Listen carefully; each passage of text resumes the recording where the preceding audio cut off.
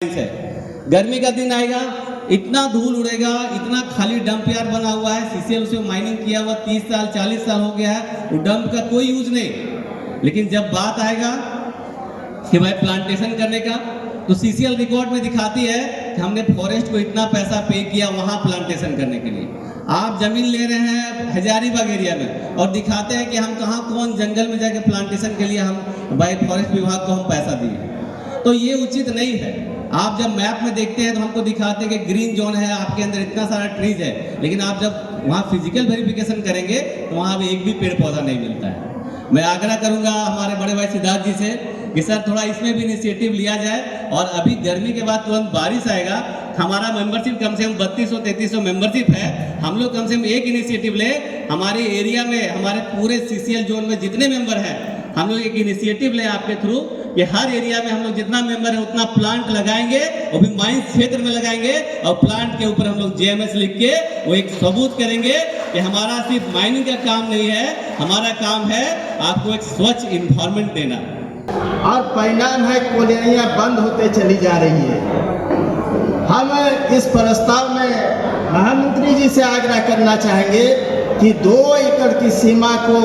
खत्म करते हुए वह 1 एकड़ की सीमा निर्धारित किया जाए, इस प्रस्ताव में लाया जाए, जिससे जमीन का अधिग्रहण भी हो जाए और कॉलोनियां चलता रहे।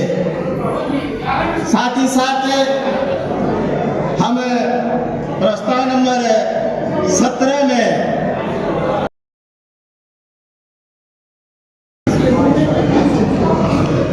आज अखाड़ा में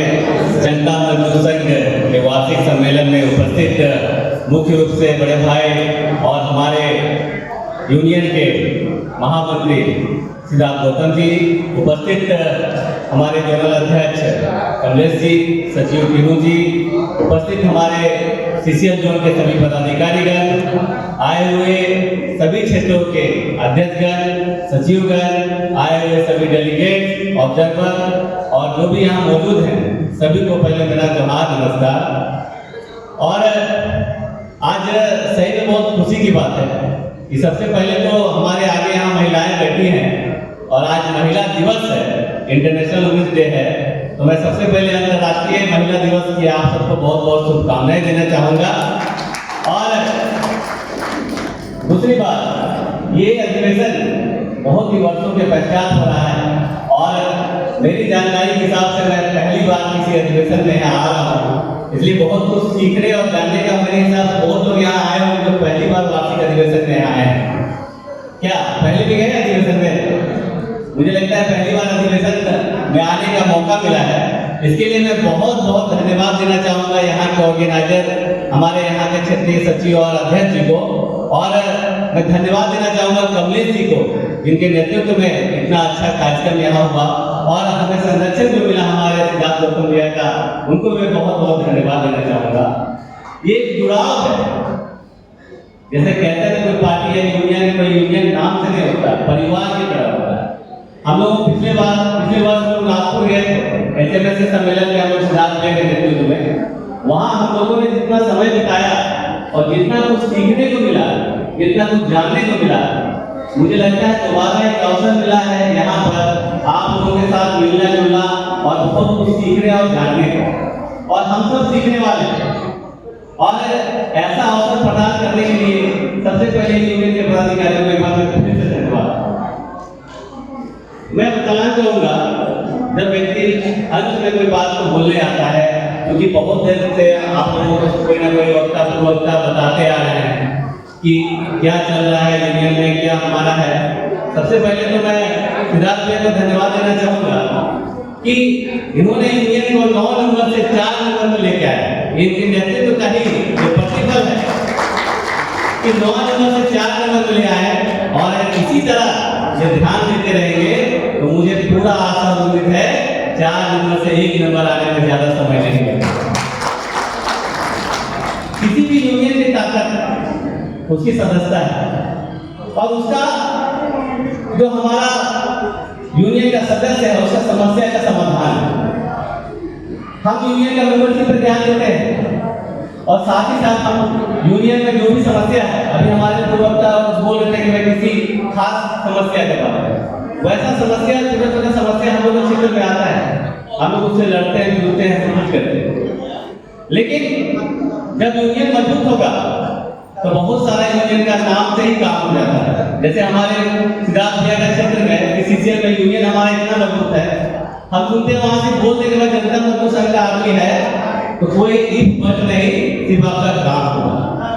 ये सोच हम लोग को आगे लेके चलना। दूसरी बात, अभी हमारे लोग कह रहे थे कि सीसीएल का सेफ्टी बोर्ड और वेलफेयर बोर्ड के बारे में, हमारे वेलफेयर बोर्ड के सुखदेव जी भी यहाँ बैठे हुए हैं। मैं कहना चाहूंगा सर कि जो भी सीसीएल काम करता है, जो भी देश के लिए, अर्थव्यवस्था के लिए एक मजबूती से काम करता है, हमारे सब वर्कर सीसीएल के यहाँ पर है और सीसीएल के जो वर्कर काम करते हैं, लेकिन वो किस वर्क एनवायरनमेंट में काम करते हैं, ये चीज देखने की जरूरत है। क्योंकि अभी गर्मी का दिन आ रहा है, धीरे धीरे ठंडा के दिन में फिर भी आके एडजस्ट कर लेता है। अभी गर्मी के दिन आ रहा है, धीरे धीरे जो सीसीएल में माइंस पे काम करते हैं, मैं देखता हूँ, माइंस पे घूमता हूँ, वेलफेयर के नाम पर जब मीटिंग होती है, हम लोग एरिया में उठाते हैं बहुत सारे प्रश्न को कि वहाँ पानी का व्यवस्था नहीं है, स्टेट का व्यवस्था नहीं है, या किसी प्रकार का मेडिकल फैसिलिटी का व्यवस्था नहीं है, सेफ्टी का व्यवस्था नहीं है। सुना जाता है, सेफ्टी वीक ऑर्गेनाइज किया जाता है, लेकिन उसका कोई प्रतिफल नहीं निकलता है, बस एक फॉर्मेलिटी हो जाता है। मैं कहना चाहूंगा हमारे सिद्धार्थ गौतम जी से कि भैया जो हमारा सेफ्टी बोर्ड या हमारा जो वेलफेयर बोर्ड है, उसको इतना मजबूत करिए, जैसे भी हमारे बड़े भाई बोल रहे थे कि हर एरिया में विजिट करें और हमारा जो वर्कर किस परिस्थिति में काम कर रहा है, हमारा वर्कर जिस कॉलोनी में रह रहा है, उस कॉलोनी में किस प्रकार की सुविधा दी जा रही है, नहीं जा रही है। हम जब जनता से जुड़ेंगे, एक एक हमारा एम्प्लॉय का समस्या को देखेंगे, हमारा एम्प्लॉय का लिविंग स्टैंडर्ड क्या है, हमारा एम्प्लॉय को किस किस प्रकार का समस्या हो रहा है माइंस में काम करने में, हमारा एम्प्लॉय को कॉलोनी में रहने का क्या क्या समस्या हो रहा है, तो जाहिर सी बात अगर हम ऐसे जुड़ाव करेंगे तो हमारा यूनियन को मेंबरशिप मांगने की जरूरत नहीं पड़ेगा, खुद लोग आके कहेंगे कि हमको मेंबरशिप काटो, हम इस यूनियन का मेंबर बनना चाहते हैं। हमको बस action speaks louder than words वाला कहानी करना है कि हमको ऐसा काम करना है। हम चाहेंगे कि हमारे एरिया सेक्रेटरी जितने यहाँ मौजूद हैं और हमारे एरिया अध्यक्ष भी मौजूद है, हम अपने अपने एरिया में चयनित कर ले कि हर एक प्रोजेक्ट में क्या क्या समस्या है वेलफेयर से रिलेटेड, और वो समस्या के साथ हम लोग जीएम साहब के साथ बैठे और हमारे वेलफेयर बोर्ड के मेंबर भी रहे और उसमें इम्प्लीमेंटेशन कितना हो रहा है। अगर हम छोटे छोटे कामों को करें, अभी जैसे गर्मी का दिन आ रहा है, अगर हम जनता मजदूर संघ के जो एरिया अध्यक्ष और एरिया सेक्रेटरी मिलकर अगर हम जीएम के ऊपर दबाव बना के उस क्षेत्र में हम अगर हर एक माइंस में अगर हम एक एक जगह पीने का पानी की व्यवस्था करवा दे, तो हमको लगता है कि जनता मजदूर संघ का नाम दूसरे यूनियन के लोग लेंगे और वो भी हमारी जनता मजदूर संघ के क्या काम को पानी पीने के लिए आएंगे। तो इस प्रकार छोटी छोटी बातें हैं और सीसीएल काम कर रहा है, नॉर्थ कंपनी में नाम आता है, बहुत सारा पैसा आप देखते होंगे कि ढोरी एरिया से इतना, हजारीबाग एरिया से 700 करोड़ 800 करोड़ प्रॉफिट हुआ। लेकिन तो उसके बाद में हम देखते हैं कि उस क्षेत्र का जो डेवलपमेंट होना चाहिए, आप सीसीएल कॉलोनी में चले जाइए, पता चलेगा वहाँ अंधेरा दिख रहा है, 4 लाइट नहीं लगा हुआ है। तो ये सब हम लोग को सस्टेनेबल डेवलपमेंट की ओर लेके जाना है कि डेवलपमेंट हो, लेकिन उसके साथ हमारा जो लिविंग स्टैंडर्ड हो, जो हमारा प्रकृति है उसको बचा के चले। अधिकतर हम देखते हैं, अभी मेरा खुद हम विस्थापित प्रभावित क्षेत्र में है, मेरे घर के बगल में केदला ओपन कास्ट माइंस है। गर्मी का दिन आएगा, इतना धूल उड़ेगा, इतना खाली डंप यार्ड बना हुआ है, सीसीएल उसमें माइनिंग किया हुआ 30 साल 40 साल हो गया है, वो डंप का कोई यूज नहीं। लेकिन जब बात आएगा कि भाई प्लांटेशन करने का,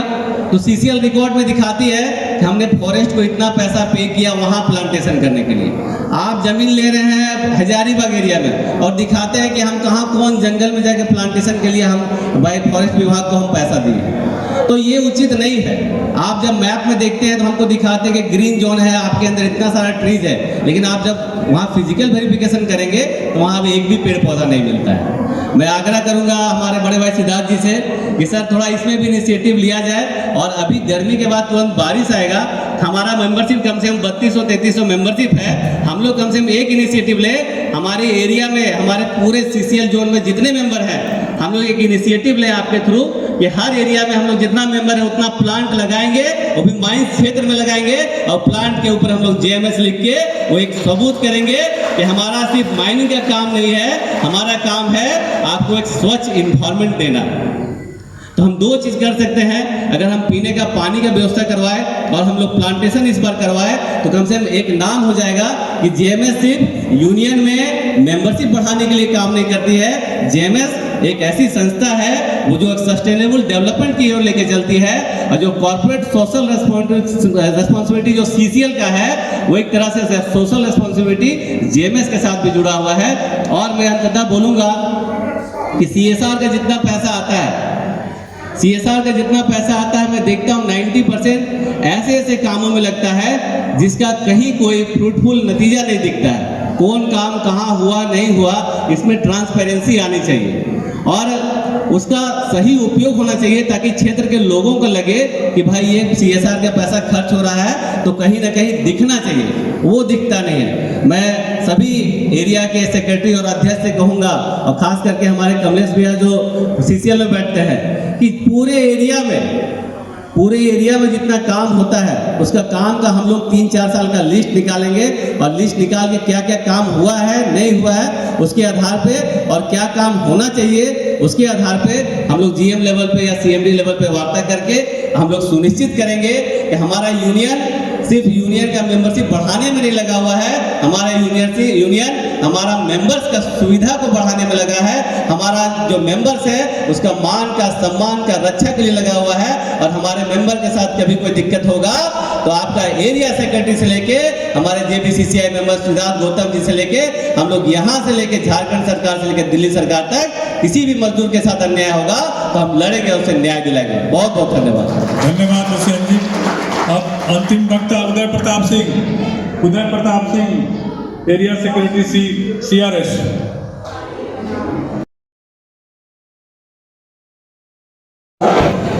कमलेश जी इस कार्यक्रम के मुख्य अतिथि जनता मजदूर संघ के महामंत्री मान्यवर गौतम सिद्धार्थ जी और CCL जोन के तमाम पदाधिकारीगण और CCL जोन के सभी एरिया से आए क्षेत्रीय अध्यक्ष, सचिव, परियोजनाओं के पदाधिकारीगण, उपस्थित मेरे मित्रों, सबसे पहले 17 सूत्री जो प्रस्ताव हम लोग के बीच लाया गया है, हम सभी प्रस्ताव को समर्थन करते हैं और इसमें मुख्यतः 2 प्रस्ताव पर कुछ सुझाव देना चाहेंगे। प्रस्ताव नंबर 4 में जो भू विस्थापित जिनकी जमीन गई है उसके एवज में जो नियोजन मिलता है और किसी कारण वह छोड़ना चाहता है तो प्रस्ताव नंबर 4 में 1 करोड़ रुपये का मुआवजा देने का बात कही गई है। हम महामंत्री जी से आग्रह करना चाहेंगे, क्योंकि 2 एकड़ जमीन पे एक एम्प्लॉयमेंट मिलता है, हम उनसे आग्रह करना चाहेंगे कि 1 करोड़ के जगह पे वह 2 करोड़ किया जाए। दूसरा, हम एक प्रस्ताव इसमें जुड़वाना चाहेंगे कि अभी पूरे CCL क्षेत्र में 2 एकड़ जमीन पर एक नियोजन दिया जाता है, जिसका परिणाम है कि रैयत जो होता है वह जमीन नहीं देता है और परिणाम है कॉलोनियाँ बंद होते चली जा रही है। हम इस प्रस्ताव में महामंत्री जी से आग्रह करना चाहेंगे कि 2 एकड़ की सीमा को खत्म करते हुए वह 1 एकड़ की सीमा निर्धारित किया जाए, इस प्रस्ताव में लाया जाए, जिससे जमीन का अधिग्रहण भी हो जाए और कॉलोनियाँ चलता रहे। साथ ही साथ हम प्रस्ताव नंबर जो MDO महोदय पे आवंटन किया जा रहा है, हमारी यूनियन इसे बंद करने की प्रस्ताव इसमें लाया है। हम पुरजोर तरीके से इस प्रस्ताव को भी समर्थन करते हैं और इस पर निश्चित तौर पर आज हम लोग की यूनियन जो 8वां स्थान से 4था स्थान में आया है, आने वाला समय हम तमाम लोग इसको एक जवाबदेही लेकर इसे 1 नंबर में स्थापित करने का संकल्प लें। इन्हीं बातों को रखते हुए मैं अपनी विचार को यही विराम देता हूँ। धन्यवाद। धन्यवाद महतो जी, राजू महतो जी। अब अनिल कुमार सिंह,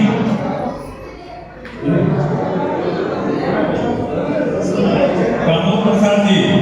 प्रमोद जी।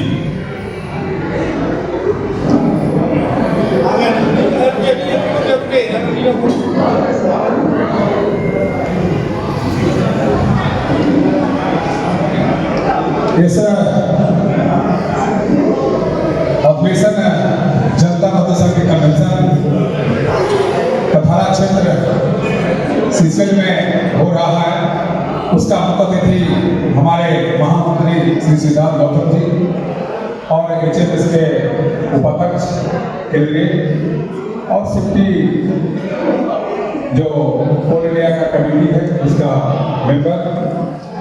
और झारखंड प्रदेश का महामंत्री HMS और हमारे सभी गार्जियन जो आए हुए हैं, सभी को मैं फिर से इस कार्यक्रम में